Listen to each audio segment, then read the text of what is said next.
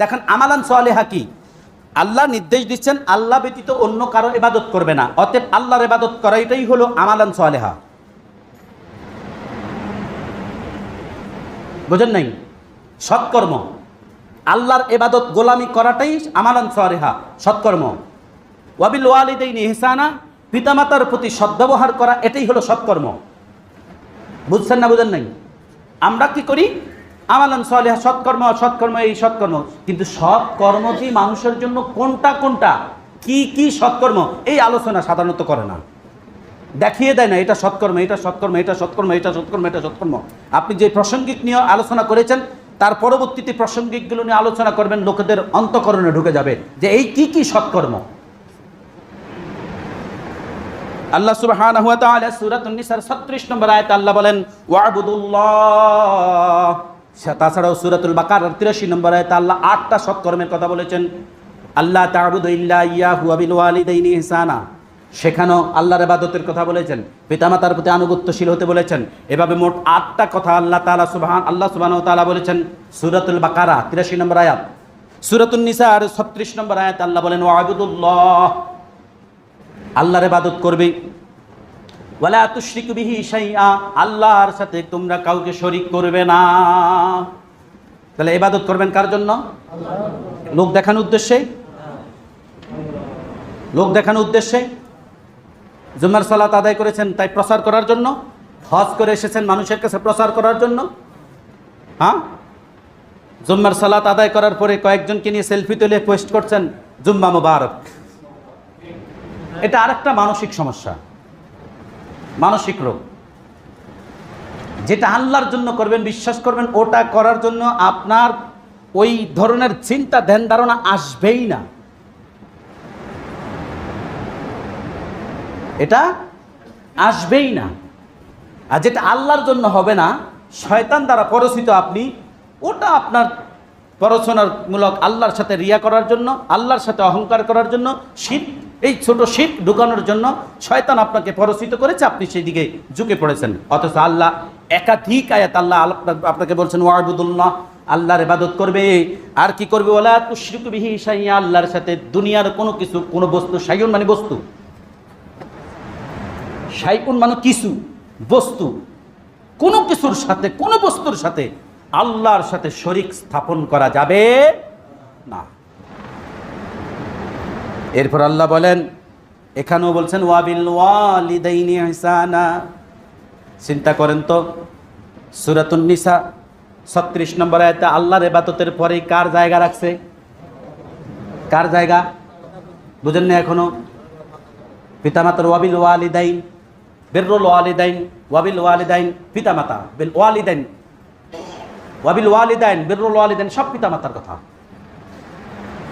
এখানেও আল্লাহর ইবাদতের প্রতি পিতামাতার জায়গা রেখে দিয়েছেন আল্লাহ সুবহানাহু ওয়া তাআলা। তাহলে এবার দেখুন তো, পিতামাতার স্থান সন্তানের কত ঊর্ধ্বে।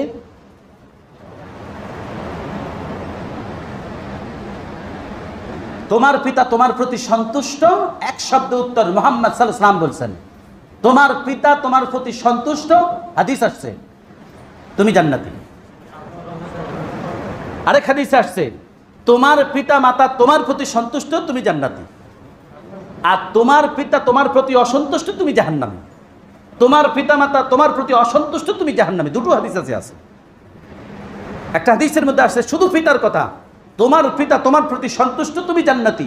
তোমার পিতা তোমার প্রতি অসন্তুষ্ট, তুমি জাহান্নামী। বুখারী খোলেন, মুসলিম খোলেন, তিরমিজি খোলেন, নাসাই খোলেন, রিয়াদুস সালিহিন খোলেন, এই হাদিসগুলো আসছে পিতামাতার হকের অধিকারের বিষয়। এরপর আল্লাহ বলেন ইহসানা, পিতামাতার প্রতি তোমরা সর্বদাই সৎ ব্যবহার করবে। কেমন ব্যবহার করবে? সৎ ব্যবহার করবে। মা বলতে থাকবে, আপনি শুনতে থাকবেন। আরেকটা কথা আপনাকে বলে রাখি, মন খারাপ, কিছুদিন আগেও বলেছিলাম আমালান সালেহার ব্যাপারে। আপনার মন খারাপ, শরীরে স্বস্তি নাই, কর্মে আপনার বরকত নাই, মায়ের সাথে 2-3 দিন কথা বলেন নাই, একটু মায়ের সাথে নরম সুরে কথা বলে দেখেন। আল্লাহ সুবহানাহু ওয়া তাআলা মায়ের অন্তরের সাথে দোয়ার যে কি কানেক্টেড রাখছে, মা সন্তুষ্ট হয়ে যদি ছেলের প্রতি একবার বলি বাবা আল্লাহ তোমার প্রতি রহম করুক, ক্ষমা করুক, এই কথা বলতে দেরি, আমার রব কবুল করতে দেরি হয় না। আমার কথা না, আপনি কোরআনের এই যে তাফসিরগুলো আছে আপনি ঘেটে দেখুন। আল্লাহ সুবহানাহু ওয়া তাআলা বলেন ওয়াবিদিল কুরবা, তাহলে এক নাম্বার আল্লাহর ইবাদত করা আমালান সালিহা সৎকর্ম। ওয়াবিল ওয়ালিদাইনি ইহসানা, পিতা মাতার প্রতি সদ্ব্যবহার করা আমালান সালিহা সৎকর্ম। ওয়াবিদিল কুরবা, নিকটাত্মীয়ের প্রতি সদ্ব্যবহার করতে হবে সৎকর্ম, এটাও সৎকর্ম। ওয়াল ইয়াতামা, ইয়েতিমদের প্রতি, পিতৃহীন এতিমদের প্রতি সদ্ব্যবহার করতে হবে, এটাও সৎকর্ম। ওয়াল মাসাকিন, দরিদ্র অসহায় নিঃস্ব, অর্থাৎ মিসকিন তাদেরকে বলা হয়, বুঝে নেন, ফোকারা আর মিসকিনের পার্থক্য আলাদা। মিসকিন তাদেরকে বলা হয় যার সামান্য আছে, যেটা দিয়ে তার প্রয়োজন পূরণ হয় না, তার সামান্য রয়েছে যেটা দিয়ে তার প্রয়োজন পূরণ হয় না, কিন্তু কারো কাছে সে হাতও পাতে না, কারো কাছে সে হাতও পাতে না, এই ব্যক্তি হলো মিসকিন। এই জন্য মিসকিনদেরকে খোঁজ করে দিয়ে আসার জন্য নবীজি সাল্লাল্লাহু আলাইহি ওয়াসাল্লাম নির্দেশ দিয়েছেন। শুধু তাই না, মুহাম্মদ সাল্লাল্লাহু আলাইহি সাল্লাম, আর ফকির হলো দরিদ্র, যে লোকেদের কাছে সে বেড়ায়, বেড়ায়, সে দরিদ্র। অতএব এই দরিদ্রদের প্রতি আপনাকে ইহসান করতে হবে, এটাও আমালান সালিহা সৎকর্ম,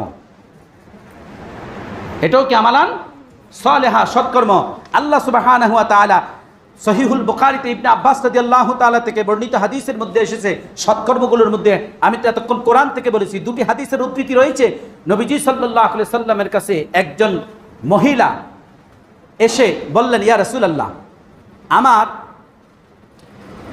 দুটো হাদিস, একটা উম্মি শব্দ আসছে আর একটি আবি শব্দ আসছে বুখারী মুসলিমে।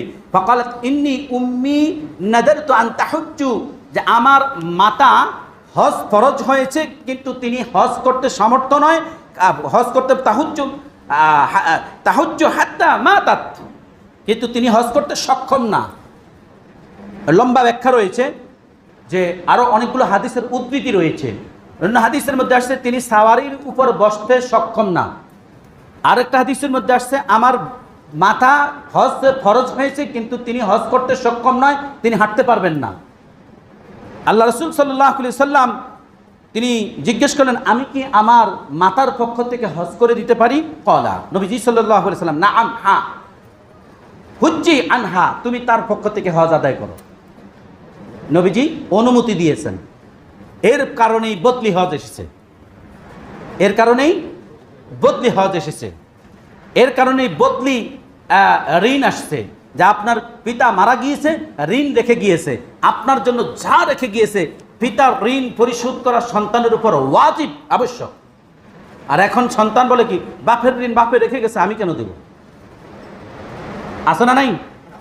হ্যাঁ, আপনি এটা ভাইবেন না, কারণ আপনি কিন্তু ভোগ করতেছেন কার সম্পদ, কার ঘরে আপনি থাকতেছেন, কার রেখে যাওয়া সম্পদের উপর। পিতার মৃত্যুর পর সন্তানই ওয়ারিশ, এটা যেমন আল্লাহর বিধান। অতএব পিতার ইন্তেকালের পরে পুত্রই পিতার ঋণ পরিশোধ করবে, এটাও আল্লাহর বিধান।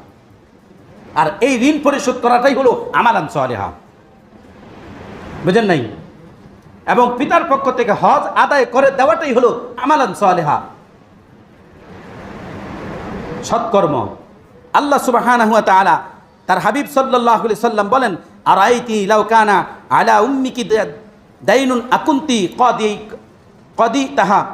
এর পরবর্তী হাদিসে আসছে, আল্লাহ রসুল সাল্লাল্লাহু আলাইহি সাল্লাম মুআজ ইবনে জাবালকে বলেন, আন ইবনে আব্বাস রাদিয়াল্লাহু তাআলা আনহু আন্না রাসূলুল্লাহ সাল্লাল্লাহু আলাইহি সাল্লাম বাআসা মুআযা ইলাল ইয়ামিন, বাআসা প্রেরণ করেছিলেন, এটা মাজির সিগা, বাআসা ইলাল ইয়ামিনি ফাকাল, মুআজ ইবনে জাবালকে ইয়েমেনে প্রেরণ করলেন। এটা কিন্তু আপনাদের দায়িত্ব সকলের। এই হাদিসের আমল কিন্তু রাষ্ট্রের দ্বারা দায়িত্বে আছেন, এবং কি আপনি সমাজের দায়িত্বে আছেন, পরিবারের দায়িত্ব, সমষ্টিগত টপ টু বটম সকলের দায়িত্ব। মুআজ ইবনে জাবালকে ইয়েমেনে প্রেরণ করছেন, বুঝে নেন, ইয়েমেনে প্রেরণ করেছিলেন। কেন প্রেরণ করেছিলেন? মুহাম্মদুর রাসূলুল্লাহ সাল্লাল্লাহু আলাইহি সাল্লাম বলেন, ইন্নাকা তা'তি কওমান মিন আহলিল কিতাব, আমি তোমাকে এমন এক কওমের নিকট পাঠাইতেছি যারা আহলে কিতাব, যারা অর্থাৎ পূর্ববর্তী কিতাবের বিশ্বাসী। আহলে কিতাব পূর্ববর্তী কিতাবের বিশ্বাসী, ইয়েমেনে তাদের কাছে আমি প্রেরণ করছি। ফাদউহুম ইলা শাহাদাতিন আন লা ইলাহা ইল্লাল্লাহ। এটা আপনিও করতে হবে, কারণ আপনাকে জমিনে কে পাঠাইছেন? আর রাসূলের রেখে যাওয়া সুন্নাহগুলো, দাওয়াতগুলো আপনাকে কি করতে হবে? পৌঁছাইতে হবে। তাই এটা আপনাকে পৌঁছাইতে হবে যে আল্লাহ রাসূল সাল্লাল্লাহু আলাইহি ওয়াসাল্লাম ফাদউহুম ইলা শাহাদা, তুমি লোকদেরকে আহ্বান করবে, এই বলে সাক্ষ্য দিবে আল্লাহ ব্যতীত কোনো ইলাহ নাই। এখন আপনি কয়দিন পারছেন অমুসলিম মুসলিম যে আল্লাহকে বিশ্বাস করে না, যে সালাত আদায় করে না, যে যাকাত দেয় না, যে হজের ফরজ হওয়ার পরেও করে না, আপনি কয়দিন তাদেরকে দাওয়াত দিয়েছেন এই নির্দিষ্ট আপনার জন্য? শাহাদাতিন আল্লাহ ইলাহা ইল্লাল্লাহ, আল্লাহ ব্যতীত কোনো ইলাহ নাই, ওয়া আন্না মুহাম্মাদুর রাসূলুল্লাহ, মুহাম্মদ সাল্লাল্লাহু আলাইহি সাল্লাম আল্লাহর রাসূল। এই কথা ঘোষণা দিতে হবে, আহ্বান করতে হবে, দাওয়াত দিতে হবে। ফাইনহুম আতাউ লিযালিক, তারা যদি এইটা গ্রহণ করে নেয়, এই আহলে কিতাবরা যদি এই দাওয়াত গ্রহণ করে নেয়, তাহলে কি করবে? ফাআলিমহু, তুমি তাদেরকে জানিয়ে দিবে আন্নাল্লাহ ক্বাদ ফারাদা আলাইহিম খামসা সালাতিন ফিল ইয়াউমি ওয়া লাইলা, আল্লাহ সুবহানাহু ওয়া তাআলা রাত এবং দিনে তোমাদের উপর 5 ওয়াক্ত নামাজ ফরজ করেছেন, এই ঘোষণা তাদেরকে দিবে।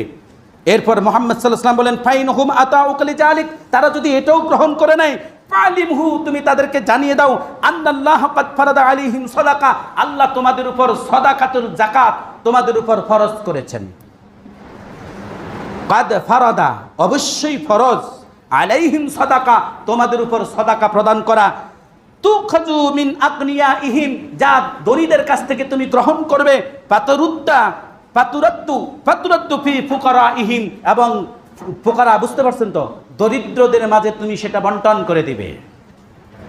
ধনীদের কাছ থেকে গ্রহণ করবে, দরিদ্রদের মধ্যে সেটা কি করবে? বন্টন করে দিবে। ইয়েমেনে প্রেরণকারী মুআয ইবনে জাবালকে এই নসিহত করেছেন।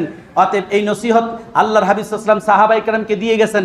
এটা ওই পর্যন্ত সীমাবদ্ধ না, কিয়ামত অবধি পর্যন্ত উম্মতে মুহাম্মাদের উপর এটা জারি থাকবে।